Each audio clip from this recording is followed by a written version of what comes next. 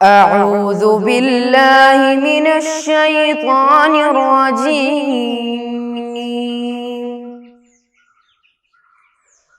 بسم الله الرحمن الرحيم. الحمد لله رب العالمين الرحمن الرحيم مالك يوم الدين إياك نعبد وإياك نستعين اهدنا الصراط المستقيم صراط الذين أنعمت عليهم غير المغضوب عليهم ولا الضالين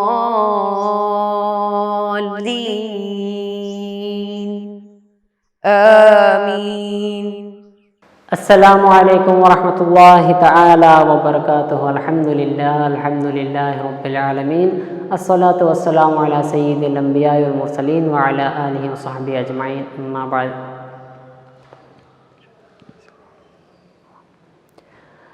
پیارے بچوں،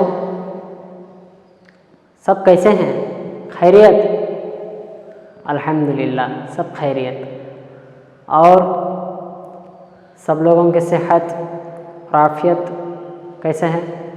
سب تندرست ہے نا؟ چست ہو کے آج کلاس سننے کے لیے طاقت ہے نا؟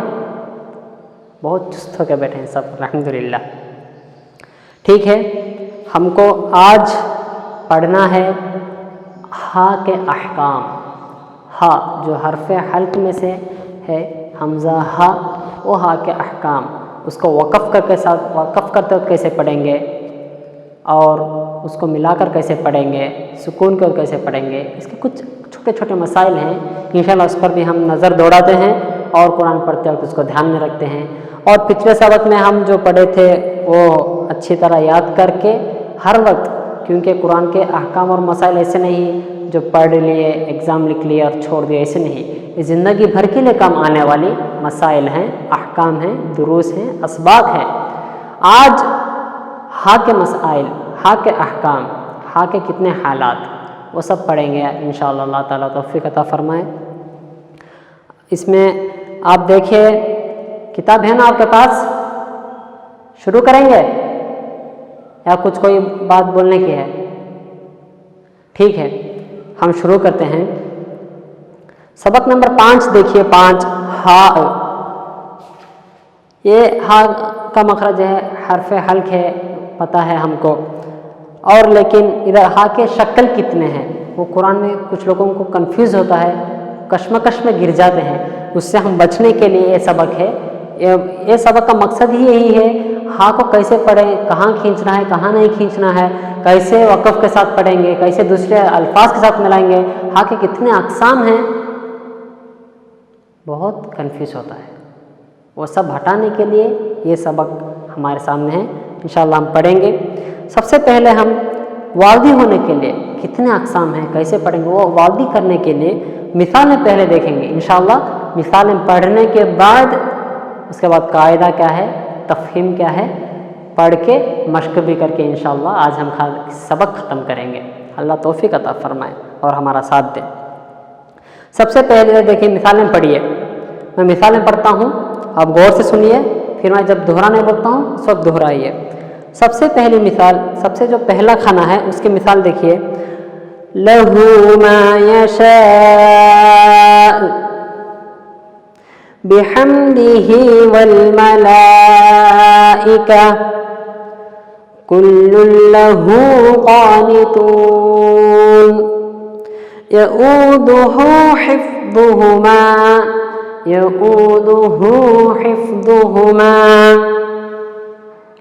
یہ جو پہلے کھانے میں ہے ہا جو ہے وہ ہا کو کیا کر کے پڑھیں گے، تھوڑا کھینچ کے پڑھیں گے. اگر اس سے پہلے ہا کو پیش ہو تو ہا کو واو کی طرف مائل کریں گے. ہا کو اگر کسر ہے زیر ہے تو ہا کو یا کی طرف مائل کر کے پڑھیں گے. اور دوسرے کھانے میں دیکھیے عنہ تلہا لہ الملک الیہ المصیر الیہ المآب. اس میں کیا ہو گیا؟ ہا کو بغیر کھینچے پڑے ہیں. وہ کیوں ہے آگے جا کے پڑھیں گے. پھر دیکھیے تیسرے کھانے کی مثال خیر البریۃ جزاؤہم خیر البریہ يدخل جنت نعیم آیۃ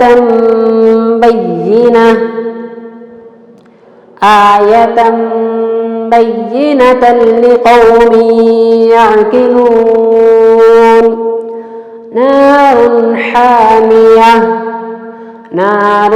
حامیۃ بسم اللہ الرحمن الرحیم. اس کے بعد الکھانے میں دیکھیے اقتدہ مانیہ ماہیہ سلطانیہ. سمجھ رہے ہیں نا؟ اس کے بعد دیکھیے فواکہ الہ وجہ. پیارے بچوں ابھی عبارت پڑھتے جائیں گے تو مثال کیا ہے وہ کیوں لائے ہیں کیسے پڑھیں گے آپ کو واضح کریں گے. ابھی سبق نہیں ختم ہوا ہے. پہلے کھانے میں دو متحرک حروف کے درمیان میں ہا آیا ہے. دیکھیے ایک مرتبہ لہو ما یشاء ہا کے پہلے لام اور حرکت ہا کے بعد میم اس کا حرکت. دو متحرک حرفوں کے درمیان میں اگر ہا ضمیر ہو کے آئے ہا ضمیر ہو کے آئے اس کو ہم کیا کریں گے کھینچ کر پڑھیں گے. اگر پیش ہے تو واو کی طرف مائل کریں گے.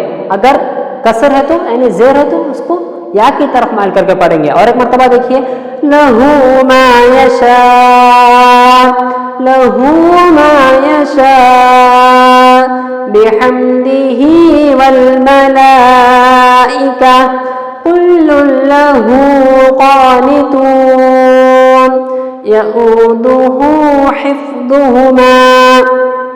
سمجھے قاعدہ؟ جب دو متحرک حرفوں کے درمیان میں ہا آ جائے ہا بولے تو ہا ضمیر ہا جائے. ہا ضمیر کس کو کہتے ہیں؟ جو ضمیر کے معنی میں دیتا ہے وہ کے معنی میں دلالت دیتا ہے یہ کے معنی میں دلالت دیتا ہے اس کو ہا ضمیر کہتے ہیں. وہ ضمیر ہوتا ہے اس کی وجہ سے اس کو کیا کریں گے کھینچ کر پڑھیں گے. پھر دوسرے کھانے میں دیکھیے اس میں بھی کیا ہے ہا ضمیر آیا ہے لیکن جو پہلے ضمیر سے وہ مختلف ہے. کیوں؟ وہ ہا ضمیر جو دوسرے کھانے میں ہے وہ ہا ضمیر کے پہلے یا بعد میں سکون ہوگا. دیکھیے یعنی دونوں متحرک نہیں ہے کہیں یا تو آگے یا تو پیچھے کیا ہوگا سکون ہوگا. پہلی مثال دیکھیے عنہ تلہا عنہ ہو سے پہلے عن نون کو سکون. اس کے بعد دیکھیے لہ الملک لہو کے بعد جو لام ہے وہ لام کو سکون ہے لہ الملک. تو جب ہا ضمیر دو حرفوں کے درمیان میں آ گیا اور اس کے پہلے یا آگے کیا ہے کوئی ایک میں سکون ہے اس وقت کیا کریں گے کھینچیں گے نہیں اور اس کو ایک حرف کے مقدار میں پڑھ کے نکل جائیں گے. لہ الملک عنہ تلہا الیہ المصیر. سمجھ گئے؟ اور آگے دیکھیے تیسرے کھانے میں جو ہے وہ ہا التانیث ہے یعنی وہ نقطے والی تا ہے. اس میں دو شکل ہیں. ایک ہے اگر اس ہا تانیث کو بعد میں آنے والے کلمہ سے اگر ہم ملا کر پڑھتے ہیں تو تا کو ظاہر کر کے پڑھیں گے یعنی وہ ہا کو تا ہو کے ظاہر کر کے پڑھیں گے. اگر وہ ہا تانیث کو وقف کر کے پڑھتے ہیں تو کیا پڑھیں گے ہا کی آواز سے پڑھیں گے. دیکھیے کیا ہے ہا تانیث کو دو صورتیں ہیں. ایک صورت یہ ہے کہ وہ ہا تانیث کو اس کے بعد آنے والے کلمات سے اگر ملا کر پڑھتے ہیں تو وہ ہا تانیث کو تا ہو کے ظاہر کر کے پڑھیں گے. اگر وہ ہا تانیث پر ہم وقف کر کے پڑھتے ہیں اس وقت وہ ہا تانیث کو ہا کی آواز میں وقف کریں گے. مثال دیکھیں گے خیر البریہ خیر البریہ.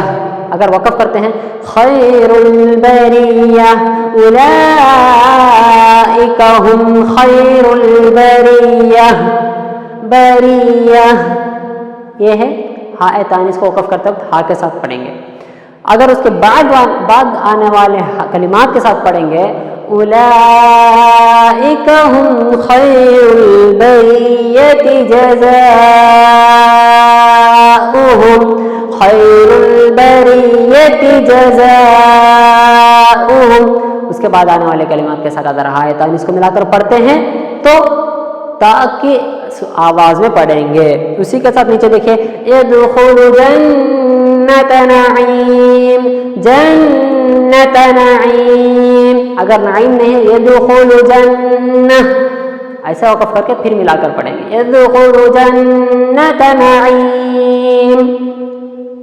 اس کے بعد ہے آیۃ بینۃ لقوم یعقلون. آیۃ بینۃ لقوم یعقلون. ملا کر پڑھتے کیسے پڑھیں گے؟ اگر وقف کے ساتھ پڑھنا ہے آیۃ بینہ آیۃ بینہ. اس کے بعد ہے نار حامیہ.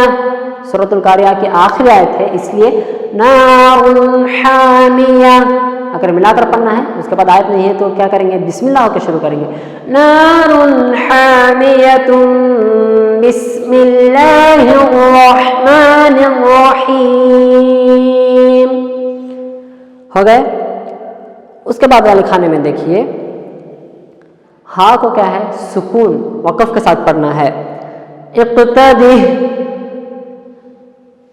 مانیہ ہلک انی سلطانیہ ہلک انی سلطانیہ ما اغنی عنی مالیہ ہلک عنی سلطانیہ. اس کے بعد وہ سب ایسے ہی ہے. اس کے بعد کیا ہے؟ وہ ہا ہے جو کیا ہے ہاء اصلی کے نام سے جانے جاتے ہیں. پہلے والے کھانے میں اور آخری والے کھانے میں ہا میں یہ فرق ہے. وہ جو پہلے والے کھانے میں ہے وہ ہاء ضمیر کے نام سے جانا جاتا ہے. لیکن ادھر جو ہا ہے وہ ہا اصلی ہے یعنی فاکہۃ کا جمع فواکہ. وہ جو ہا ہے اصلی ہا ہے ہاء ضمیر نہیں ہے. تو اس کو کیا کریں گے؟ اس کے سامنے پیچھے حرکت ہو اس کے سامنے پیچھے ہا سکون ہو ایسے کوئی قانون نہیں ہے. ایسے ہا اگر آئے تو اس کو کیا کرنا ہے؟ ایک ہا کی مقدار پڑھنا ہے. جیسے فواکہ الہ لا الہ لا الہ. اس کے بعد کیا ہے؟ وجہ وجہ ایسے پڑھیں گے. سمجھے؟ اور ہم عبارت کہاں چلے گئے؟ نیکسٹ پیج میں دیکھیے. لیکن اس میں سے اس کے آگے یا پیچھے حرف ساکن ہے یعنی وہ دوسرے کھانے کے متعلق ہے. لہذا اس کو ہم اسے ہم نے کھینچے بغیر پڑھا ہے یعنی بغیر کھینچے اس کو پڑھے ہیں. تیسرے کھانے میں تا کی شکل میں لکھا گیا ہے اس کو بعد آنے والے لفظ سے ملا کر پڑھنا. تو تا اور اس کو وقف کریں گے تو ہا بولے تھے وہ ہاء تانیث جو ہے اس کے بعد اگر ملا کر پڑھتے ہیں تو تا کی آواز دینا ہے. اگر اس پر وقف کر کے پڑھتے ہیں تو ہا کی آواز دینا ہے. پھر پانچویں کھانے میں ہا لفظ کے اصلی حروف میں سے ہے اس لیے ہم نے اس کو حرکت کے ساتھ کھینچے بغیر پڑھے ہیں یعنی اس کو ایک حرف کے مقدار پڑھیں گے کھینچیں گے نہیں. اور چوتھے کھانے میں کا جو ہا ہے اس کو برابر ساکن ہے تو سکون کے برابر پڑھیں گے. قاعدہ ایک مرتبہ دیکھیے. قاعدہ دو متحرک حروف کے بیچ میں جو ضمیر کا ہا آئے اگر اس پر پیش ہے تو واو کی طرف اگر زیر ہے تو یا کی طرف مائل کر کے کھینچ کر پڑھیں گے. سمجھے؟ ہاء ضمیر ہے اس کے آگے پیچھے متحرک حرف ہیں تو ہا کو اگر پیش ہے تو واو کی طرف زیر ہے تو یا کی طرف کھینچ کر پڑھیں گے. اگر اس کے آگے یا پیچھے سکون ہے تو کھینچنا نہیں ہے یعنی ہاء ضمیر ہے مگر اس کے سامنے یا پیچھے سکون ہے تو بغیر کھینچے پڑھیں گے. ہاء تانیث کو جب بعد آنے والے لفظ سے ملا کر پڑھیں گے تو تا کو تا پڑھیں گے. اگر وقف کریں تو ہا کر کے پڑھیں گے. اور ہے ہاء وقف یعنی وہ ہا جو وقف پر ہوتا ہے، یعنی اس پر وقف کر کے جاتے ہیں، ایسے ہائے وقف کو ہمیشہ سکون کے ساتھ پڑھیں گے. مثال ہے مالیہ، ماہیہ، سلطانیہ. اور آخری قاعدہ ہے الفاظ کے اصلی حروف ہا کو حرکت کے ساتھ کھینچے بغیر پڑھنا ہوگا. فواکیہ، فواکیہ ایسے نہیں.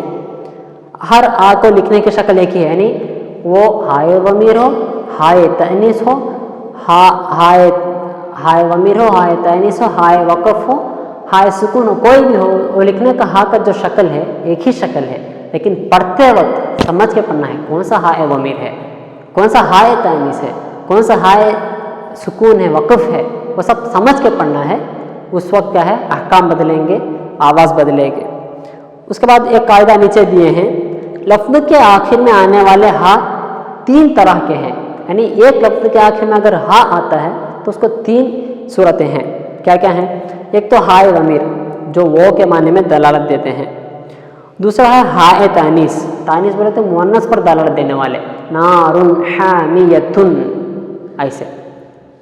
تیسرا ہے ہائے وقف، وہ وقف ہے وہ بعد میں آنے والے لفظ کے ساتھ ملا کر پڑھیں گے جس پر رکا جائے گا، یعنی وہ اقتدی، اقتدی ایسے. سمجھ گئے؟ یعنی ہا کو مکمل 5 خانوں میں بتا کر 5 الگ الگ قاعدے بتائے ہیں، لیکن لکھنے کے شکل سب کا ایک ہی ہے، سمجھنے میں 3 قسم کے ہیں.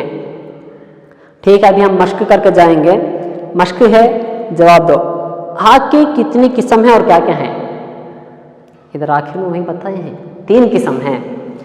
ہا کو مد کے ساتھ کب کب پڑھنا ہوگا، کب کب پڑھنا ہوگا، اس کے آگے یا پیچھے متحرک الفاظ آ گئے اور اس کو زبر ہے تو واو کی طرف، زیر ہے تو یا کی طرف کھینچ کر پڑھیں گے، بس اتنا ہی ہے. ہر ایک کی 2 مثال پیش کیجئے.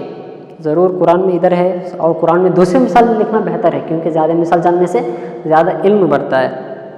ذیل کی آیتوں میں ہا کی تعیین کر کے حکم لکھیے. ادھر آیتیں ہیں، میں پڑھتا ہوں، آپ ہا کو غور کیجئے. القارعۃ ما القارعۃ اولئک اصحاب الجنۃ هم فیہا خالدون انہ کان توابا وامرأته حمالۃ الحطب يشفع عنده إلا بإذنه ما أغنى عني ماليه هلك عني سلطانيه فأمه هاوية. سمجھ گئے؟ اور آخری سوال صحیح کیجئے. یعنی ادھر کچھ مثالیں دیے ہیں، اس کے ساتھ میں اس کے وہ ہا کی شکل، ہا کا قسم بتائے ہیں، وہ ہا صحیح ہے یا غلط ہے اس کا سبب بتانا ہے. اذا وقعت الواقعہ سادہ مد کے ساتھ پڑھنا ہے، صحیح یا غلط وہ سبب بھی بتانا ہے. خذوہ فغلوہ ہائے وقف. ذالک لمن خشی ربہ ہائے تانیث. صحیح ہے؟ غلط ہے تو غلط بتائیے اور سبب بھی بتائیے. الذی جمع مالا وعددہ ہائے وقف. وما ادراک ما ہی ہائے ضمیر. ومغفرۃ ورحمہ ہائے ضمیر. یا لیتنی لم اوت کتابیہ کتابیہ ہائے تانیث. یعنی ادھر کچھ ہا کی اقسام بتائے ہیں لیکن اس کے بعد اس کو جو حکم بتائے ہیں، یعنی جو اس کے قسم بتائے ہیں وہ اس کا قسم نہیں ہے، تو اس کا صحیح قسم کیا ہے اور اس کا سبب کیا ہے بتانا ہے. بس اتنا ہی ہا کے، یعنی ہا کے 3 قسم ہیں، 3 ایک ہی شکل میں لکھتے ہیں، 5 احکام ہیں. اس کو سمجھ لیے تو آسان سے ہم قرآن پڑھ کے جاتے ہیں. بس کچھ ہی جگہ پہ ایسے موجود ہے، ہم دھیان میں رکھ کے پڑھیں گے. اللہ سبحانہ و تعالیٰ قرآن کی تلاوت کرتے وقت ہا کے احکام کو ذہن میں رکھ کر قرآن کی تلاوت کرنے کی توفیق عطا فرمائے. بس اتنے سے سبق ختم ہوتا ہے. السلام علیکم ورحمۃ اللہ تعالی وبرکاتہ. صلی اللہ علی محمد صلی اللہ علیہ وسلم. صلی اللہ علی محمد صلی اللہ علیہ وسلم. اللہم صلی علی محمد یا رب صلی علیہ وسلم.